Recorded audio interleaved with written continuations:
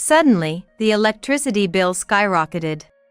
In a panic, we called the utility company, and the technician came over, looking puzzled. "Have you seen this wire before?" As my husband, Sam, and I rushed over, the technician carefully moved a plant nearby to make it easier for us to see. From an external outlet of our house, a strange wiring extended, heading towards the in-laws' house. "Do you know anything about this wiring?" Sam and I exchanged glances. We were probably thinking the same thing. "Hey, Sam. Could this be?" "Yeah, no doubt. This is why our electricity bill suddenly spiked." Sam then reached out to the outlet and quickly unplugged the wiring. The moment he did it, a high-pitched scream came from the direction of the in-laws' house. "Ah!" It must be Mael, Nicola. Then, some hysterical muttering was heard, and the voice came out of the door, heading our way. And there, Nicola burst out from the garden. "I am Mary, a 32-year-old housewife. My hobby is eating sweets. Every day, I gather information about sweets by asking friends or researching on my own. Sam, my kind husband, always accompanies me in this hobby. Sam and I, both the same age, have been together since college. I have always loved Sam for his kindness, unchanged from the moment we met. Incidentally, I also adored Tony and Nicola, Sam's parents who raised him. Many of my married friends struggle with their Maels. I've even heard stories that ended in divorce due to issues with the MIL. Fortunately, such problems were irrelevant to our family.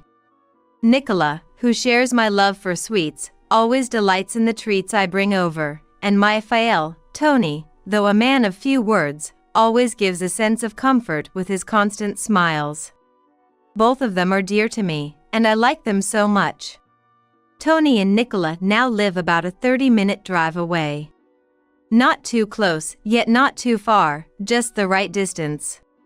But sometimes, I think, would it be possible to live together with such a couple? Not that I want to live together. But, perhaps, it could work out well. I was fond of them to the point of entertaining such thoughts. However, the world isn't always so sweet, as I would later come to realize the truth.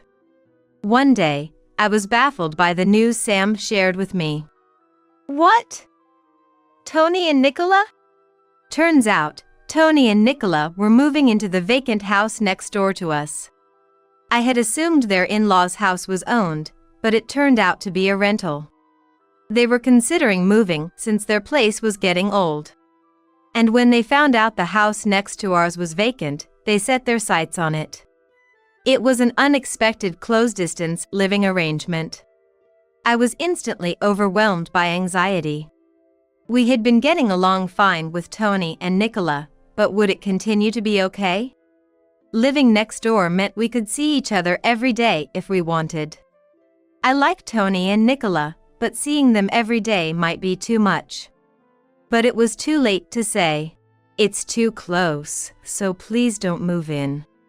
When Sam heard about the move, he gently advised Tony and Nicola that it might not be a good idea. However, they didn't listen, saying, "We're so close now, it'll be fine."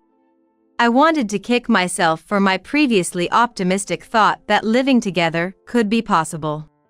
As my anxiety grew, Tony and Nicola moved in. Though I greeted them warily, things seemed fine at first. We kept a good distance, and some boundaries were established. But as they settled in, Nicola began to cross those boundaries. That was the force that overcame all the actions we didn't want her to do. Unannounced visits became the norm, and when she came over, they acted as if our house was her own. Not only that, but our actions seemed to be constantly monitored. Then, after finishing an unannounced visit and dinner inspection one day, Nicola made an outrageous suggestion. "Hey, Mary, I've been thinking, why don't you stop locking the door?" "What?" I couldn't believe my ears. Because can you believe it? In this day and age, Nicola was suggesting we keep our house unlocked, making it accessible to anyone at any time. That's not reassuring at all. Of course, it's unwelcome. Ever since Nicola moved in, even the doorbell ringing startles me, and now there's the added possibility of Nicola slipping into our house unnoticed. Again, of course, that's unwelcome, given how dangerous things are these days. I guess not locking the door does feel a bit scary, I said with a smile, trying not to offend, but Nicola frowned. Oh, Mary, you worry too much. But it's okay. Once we get to know the neighbors better, I'll make sure they look out for us. Until then, well, Tony and I are around. We'll be popping by often, she said, her words coming from a place of goodwill, which I appreciated. That's why I couldn't say that her frequent visits were becoming a burden. But there's only so much one can take. Last week, Nicola came over every day for 7 days. I end up having tea with Nicola at our house every day. It's no wonder frustrations arise when we're together so much. I've really come to understand that maintaining distance is crucial in the relationship between a mother-in-law and her son's wife. Nicola has been doing as she pleases, leaving unwanted plants in our yard or planting flowers without asking me. If it were once in a few months, I could tolerate it, but daily is a different story. Regarding the locking of the doors, Nicola has brought it up several times since. I've managed to convince her by emphasizing security consciousness. But then, Nicola started asking for a spare key. That's something I'll have to get Sam to refuse. There's no way I can give such a terrifying item to Nicola as she is now. Though Nicola can be difficult, I hadn't come to dislike her yet. Her meddling comes from a place of kindness. I felt more guilt about rejecting her than anything. But over time, my feelings started to change. Whether it's me who has changed, Nicola, or both, I can't say. But I began to feel discomfort and irritation at Nicola's remarks. It was a few months after Nicola and her family moved in. By then, Nicola's visits after lunch had become a routine part of our household. As for Tony, when I asked what he was up to, it seems he's usually out walking or shopping by himself.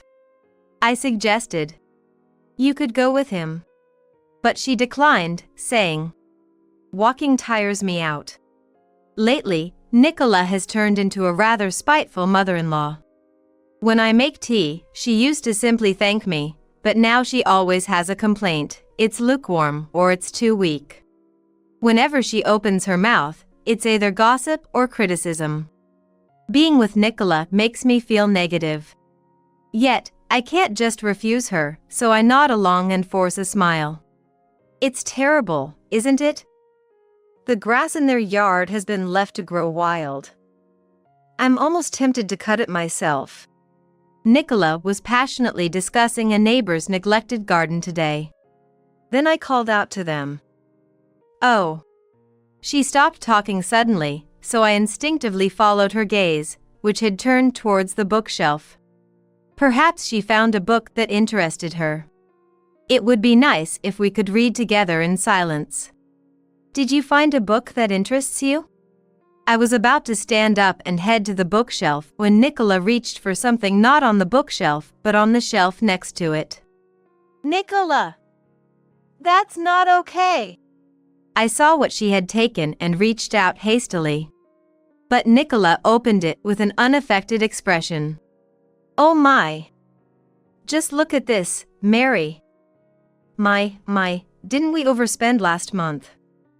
Look at this electricity bill, it's twice what we pay at our house." Nicola was looking over our household budget book as if it were a gossip magazine. "Please stop! Give it back!" I said, snatching it away, and Nicola laughed. "No need to panic. It's just that, Mary, you seem a bit bad at saving, aren't you? Poor Sam, having a wife who can't save money. You should try a little harder, okay?" I could feel my face getting hot. The cover and spine clearly labeled it as a household budget book. Yet, the audacity to open someone else's budget book was unbelievable. And sweets, too.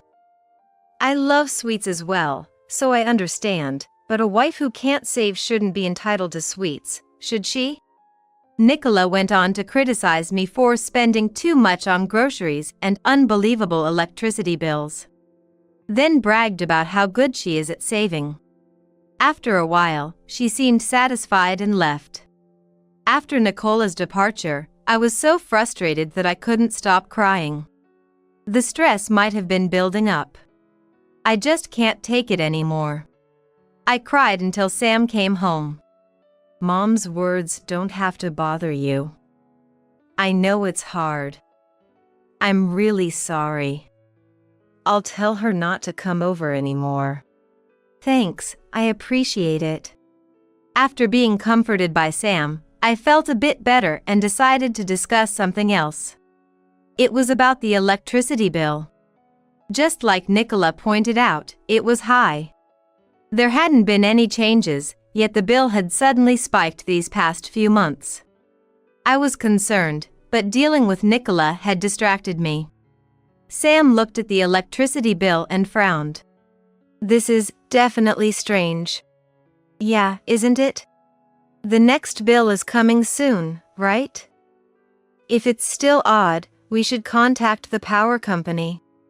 A few days later, a bill arrived for over $1,300, more than double the usual. We hurriedly decided to have the power company come and check. The power company employee thoroughly inspected everything. Then, we were called over to see something peculiar. Did you know about this line? Rushing over, the employee moved a plant nearby so we could see better. Hidden by long leaves was an external outlet we hadn't used since the house was built.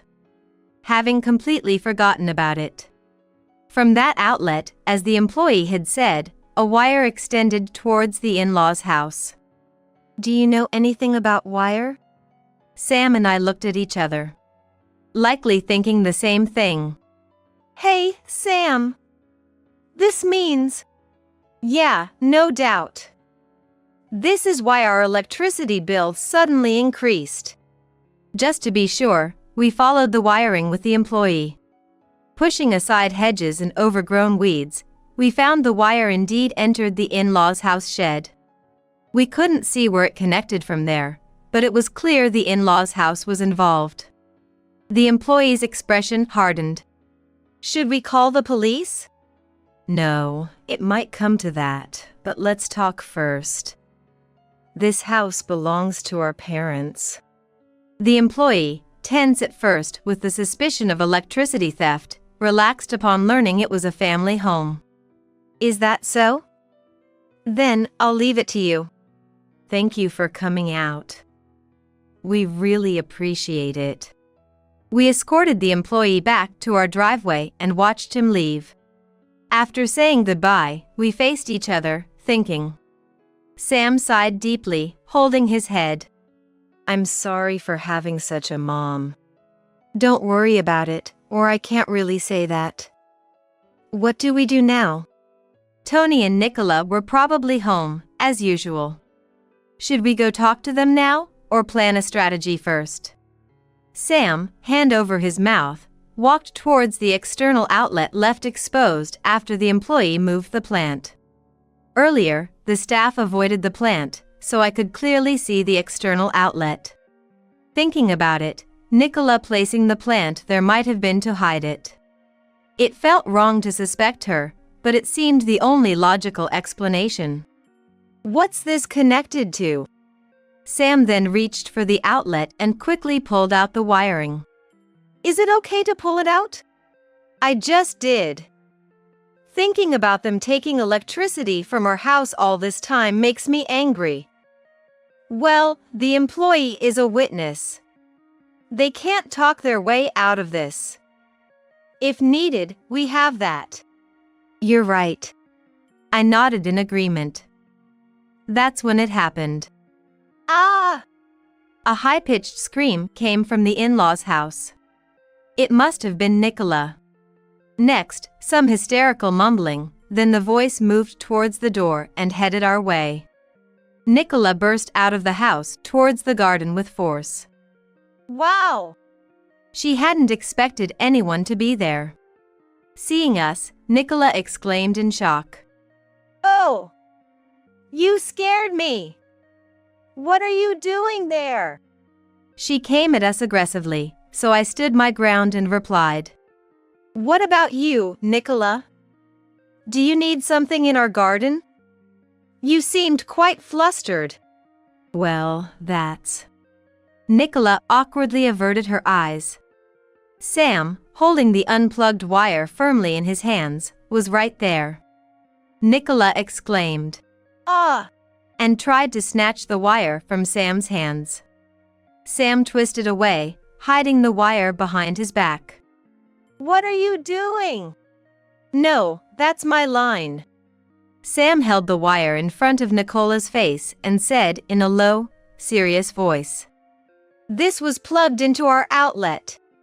Tom emphasized our, and Nicola glanced upwards, momentarily flustered. So what? Do you know where this wire leads? I have no idea about that. But put it back right now. It's causing trouble over here because it's unplugged. She demanded it should be plugged back in without knowing where it leads. And she is claiming harm from it being unplugged. That was as practically an admission of guilt. Yet, Nicola seemed unapologetically frantic. The reason for Nicola's panic was clear. I stood next to Sam, smiling brightly. Nicola, please calm down. We can't plug in a wire when we don't know where it leads. This is our outlet, you know? It's fine to plug it in. Just a bit won't hurt. So. Oh. Nicola, you've always told me not to waste electricity, even a little, and that Sam is unfortunate to have a wife who can't even save on electricity. You said that, didn't you? Well, that's... Nicola was restless. It's too late, she murmured softly, almost panicking. What time is it now? It's 9:57 a.m. It's no use now. With that, Nicola ran off, stumbling as she went. Sam was puzzled by Nicola's bizarre behavior, but I knew the reason. I whispered to Sam. What? So that's what it was. Maybe if we wait at home, they'll come by eventually? Sounds like it. Sam threw the wire down, and we headed back inside. A few minutes later, there was a sound at the door, followed by the doorbell. It was Nicola. I unlocked the door and opened it. Hello, Nicola. About earlier. Shut up! Move! As soon as the door opened, Nicola pushed past me, clicking her tongue as she entered. She was visibly in a bad mood. Stomping through the house like a monster, she plopped down on the sofa. Sam, already in the living room, started to speak, but Nicola beat him to it. I'm so thirsty. What about my tea? You're so slow. You should move before being asked. That's the rule, isn't it? Yes. And you locked the door again, didn't you? This is why people say the son's wife in this neighborhood is so cold. As if there's anything in this house worth stealing. Pretending to be all high and mighty is just annoying. Huh? Nicola continued to complain. I can't stand it anymore. I grabbed a half-empty plastic bottle nearby and slammed it on the table in front of Nicola. She froze, eyes wide. Mary! Here, water for you. And you mentioned there's nothing to steal, but unfortunately, there are greedy and dirty people out there. Like someone who would steal electricity, for example. Nicola's face showed turmoil. I sat down next to Nicola. Despite being right beside her, Nicola wouldn't even look at me. She looked down, her face turning pale. What's wrong, Mary? You're completely different. Oh, Nicola. There's only so much I can take. Did you think I was some kind of saint? I tried to lighten the mood with a joke, but Nicola looked as if she had encountered a demon rather than a deity. Nicola looked at Sam for help, but he just shook his head silently. Nicola had no allies, with an angry daughter-in-law beside her and Sam. As there was no one inclined to help nearby, Nicola's next move was predictable. I'm sorry. I just remembered something. I have to go now. You're not going anywhere. I pressed down on Nicola's shoulder as she tried to stand up from the sofa. Nicola's rear sank back into the sofa. Mary! Really today? You were the one who said you were thirsty, weren't you, Nicola? Surely you're not saying you can't drink my water? After making such a fuss, that wouldn't make sense, would it? Nicola, with tears in her eyes, reached for the plastic bottle but was stopped by Sam. Nicola looked relieved, but I didn't actually want to make her drink the leftover water. The real issue was yet to be addressed. When did you start stealing our electricity? Stealing? What an awful thing to say! But the fact is, the wiring plugged into our outlet was leading to your house, wasn't it? Nicola tried to speak several times, searching for an excuse, but couldn't find any that would work. There was no way to talk her way out of this situation. All that was left was for Nicola to admit and apologize. I thought that was going to happen, but it seemed luck smiled on Nicola for a moment. The doorbell rang, and when I checked, Tony was there. Is Nicola here? It seemed Tony had gone out for a bit and came back to find the door unlocked, the TV on, but Nicola missing, so he was worried. Tony! Nicola cried for help as if reinforcements had arrived. Tony was confused by Nicola's unusual state. Then, Sam explained everything from the beginning. After thinking for a moment, Tony slowly said, Isn't there some mistake here? It's hard to believe at first that his wife was secretly stealing electricity from his son and daughter-in-law's home. So, who did the wiring? Do you expect me to believe a stranger came and connected our houses? Tony crossed his arms and pondered again. Then he agreed. Well, we should probably go and see it. And stood up. But Nicola tried to stop him, flustered, but Tony asked Sam to show him to the outlet. The wire ran into a shed where it wasn't visible. After checking, Tony came back pale-faced. And immediately made Nicola apologize. I'm sorry. Truly, I am. Nicola silently looked down. Like a child.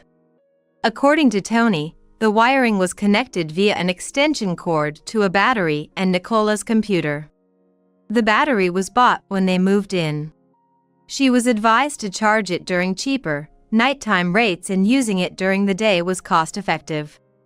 Nicola had been doing exactly that. Initially, it was just that, but then she started plugging in her computer and other appliances since there were free sockets on the extension cord. Eventually, she used our electricity day and night. Nicola justified her actions by saying it was more cost-effective. It was infuriating enough that she had been stealing electricity. But even more so that she had looked down on me while lying all along. You've been saying how pitiful Sam is for having a wife who can't save, or criticizing me for buying sweets while being unable to save. Remember? That's the truth, though. Her lack of remorse was almost impressive. Saving by using someone else's electricity isn't saving. It's just a crime. I continued. And don't think we'll just let this go because we're family. If you sincerely apologize, that's one thing. But if you keep this attitude, we'll have to involve the police. Nicola looked surprised, as if she thought getting caught would be the end of it. What kind of daughter-in-law are you? To betray your own family? Don't talk like that. We just want you to make amends because we are family. As I reached for my phone, Nicola panicked and lunged at me. Sam quickly restrained her. There's no evidence. With everything laid out like this, you still need evidence? Let me tell you something conclusive. I pointed towards the roof. Nicola squinted, then realized. Yes, our house is equipped with security cameras, which happened to cover the area around the outlet. Nicola murmured a small, "Ah." Is this enough for you? And one more thing. There's more? The reason you were in such a hurry today was because of the release of limited edition sweets, wasn't it? No way. I smiled. Yes. I had a friend get them for me, so I managed to secure them. If you hadn't been busy stealing electricity, you might have been able to get them on your computer, too. Too bad. Nicola trembled and then sat down on the spot. After discussing with Sam, we decided against reporting Nicola to the police. She had admitted to it, and we had evidence, but it was too much hassle, and being family, it might get brushed off. Instead, we decided to get a proper apology and compensation for the electricity from Tony and Nicola. It was awkward living so close, but it had to be done. Tony and Nicola, perhaps feeling awkward too, eventually moved back to their old house. Apparently, word got out about the electricity theft, and Nicola became the subject of rumors. Nicola was devastated and wanted to return to their original home. It turns out Nicola thought she was good at neighborhood relations. But in reality, people were just being polite. After paying us, Tony and Nicola were left with little money. But we would not help them. They needed to save on their own, especially on their beloved sweets. As for me, now that Nicola is gone, I'm enjoying my life, deciding which sweets to buy next with the electricity bill back to normal.